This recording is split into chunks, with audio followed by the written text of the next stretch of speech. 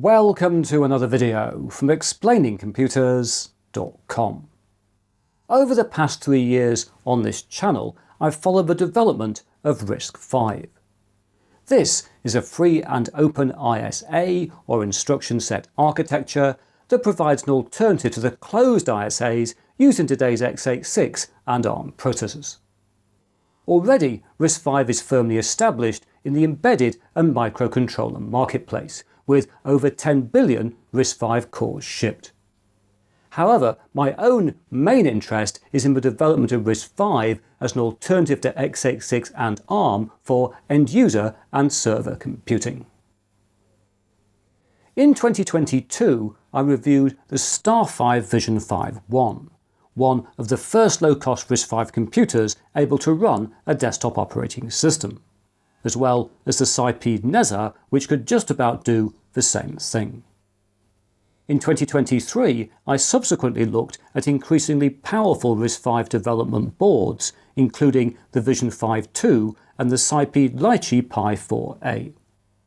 In 2024, I then reviewed my first RISC-V mobile device, the DC Roma RISC-V Laptop 2, as well as the Banana Pi BPI F3, with which I built a RISC-V NAS.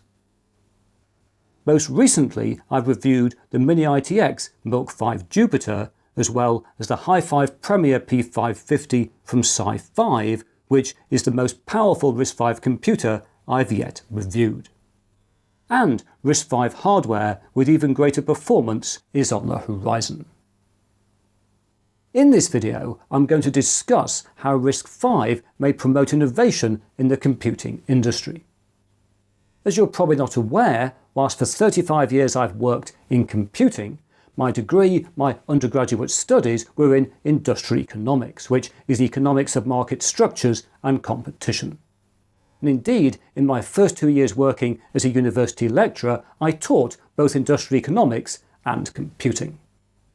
And so, in this video, I'm going to draw on some of my economics background to explain why RISC-V matters.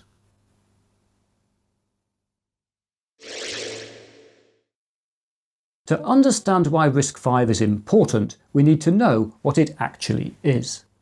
And judging by some of the comments I see on my RISC-V videos, there is still a bit of confusion out there. So let's begin by making things clear. RISC stands for Reduced Instruction Set Computing and describes any computing architecture that executes a large number of simple instructions to complete a task. An alternative to RISC is CISC, which stands for Complex Instruction Set Computing and executes a smaller number of more complex instructions to complete a processing activity. Often on my RISC-V videos, people comment that we've been told about RISC for years and that it will never take off. However, such individuals are deluded, as all ARM processors are RISC. Indeed, ARM once stood for Advanced RISC Machines. So there are already billions of computers with a RISC processor, because almost all smartphones and tablets have got an ARM processor, a RISC processor. New Apple computers have got an ARM processor, again RISC. We've got some Windows laptops now with an ARM, a RISC processor. And we've also got servers from, for example, Google and Amazon, which have got an ARM, a RISC processor. And so this video is not about the rise of RISC in computing, because that's already happened. Rather, what we're talking about here is a specific RISC ISA, RISC-V. And so, just to be absolutely clear, ARM is RISC, RISC-V is RISC, they are not the same. Rather, RISC-V is the 5th generation of RISC developed at the University of California, Berkeley, although RISC-V is now governed by a body called RISC-V International, which is based in Switzerland. And with this hopefully now clear, let's move on to discuss why RISC-V is so important.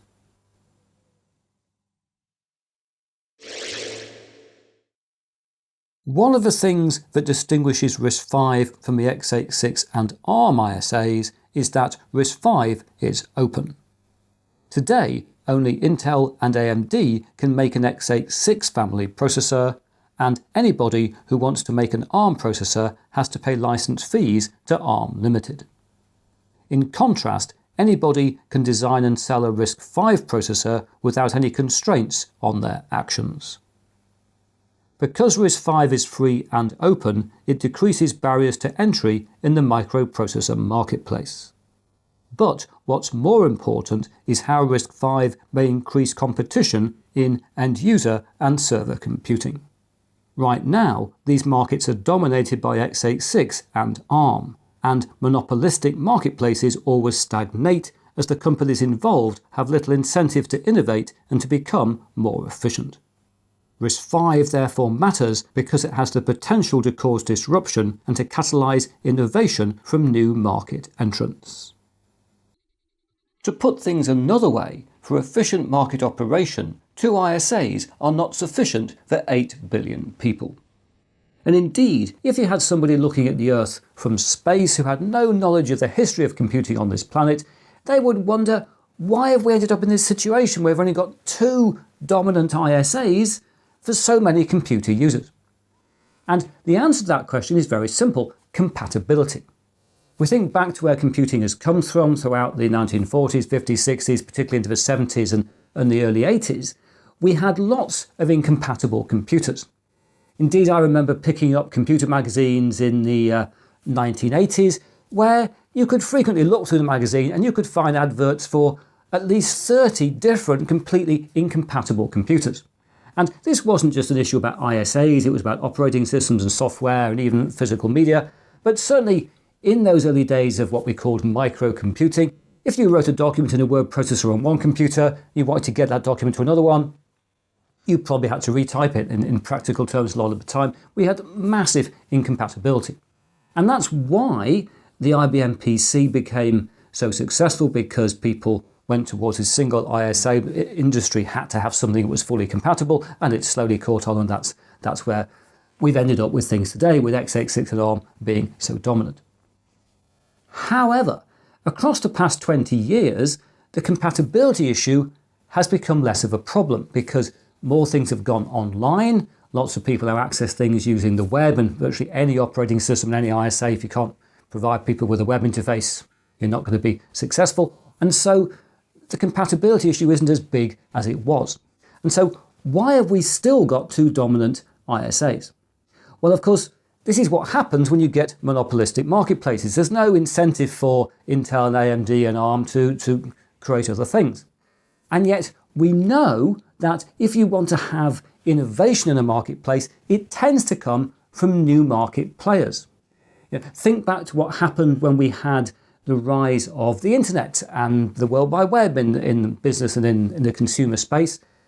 That didn't happen because of existing players. Microsoft, for example, completely missed the internet. It thought it could have Microsoft Network completely separate from the rest of the world. Of course, that didn't work. The walled garden approach was not effective.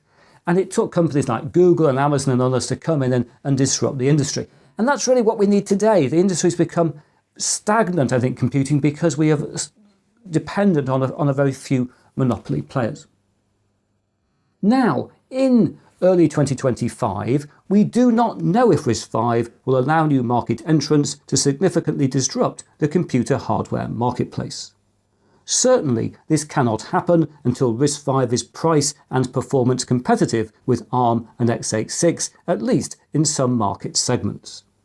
But RISC-V does have the potential to become a credible competitor to ARM and x86 in end-user and server computing within the next few years. And, to me at least, the speed at which RISC-V has advanced over the past 3 years suggests that this may happen.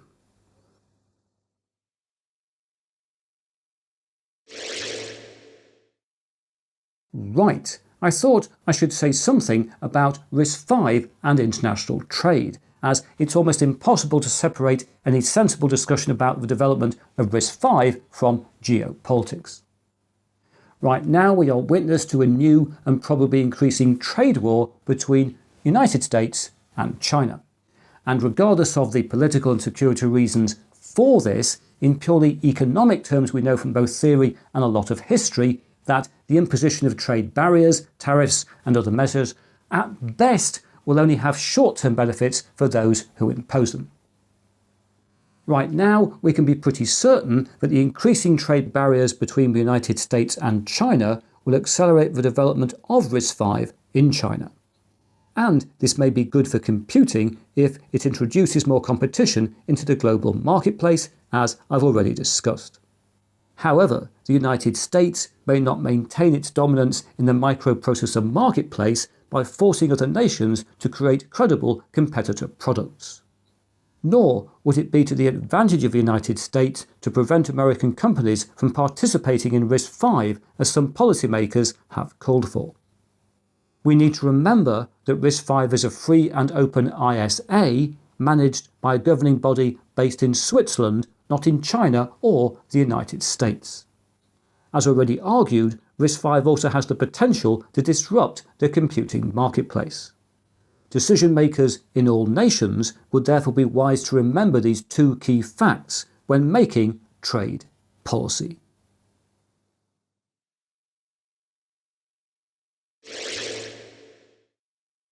Four or 5 years ago, I was sceptical about the impact that RISC-V could have beyond embedded computing.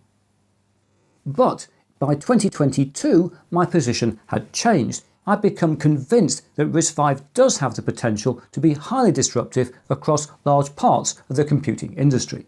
And as you probably gathered, I've become quite passionate about this topic. Now certainly we aren't there yet. RISC-V has become established in embedded computing and in microcontrollers, but not in end-user computing and server computing and even in edge computing. And therefore, the boards I've got around me, the hardware here, there's lots of exciting bits of hardware on this desk. All of these RISC-V boards, I very much enjoy testing them out, but we must remember these are development boards. They aren't end-user products. They are created purely to allow people who wish to be RISC-V pioneers to develop for RISC-V. But given the speed of development we've seen over the past few years, I think it is now very realistic to suggest that in maybe 2 years' time, that would be my guess, we will have RISC-V computers that are price and cost competitive relative to x86 and ARM in at least certain parts of the end user and server space. And as and when that happens, it'll have implications for everybody, because when you've got those new RISC-V market entrants, it will disrupt the market. It will cause existing market players to change their behaviours. That's what happens when you get disruptive new market entrants coming into a market. And therefore, RISC-V could have a bigger impact beyond just the users of RISC-V. It could be a situation, it should be a situation in which everybody wins. But now that's it for another video. If you've enjoyed what you've seen here, please press that like button. If you haven't subscribed, please subscribe. And I hope to talk to you again very soon.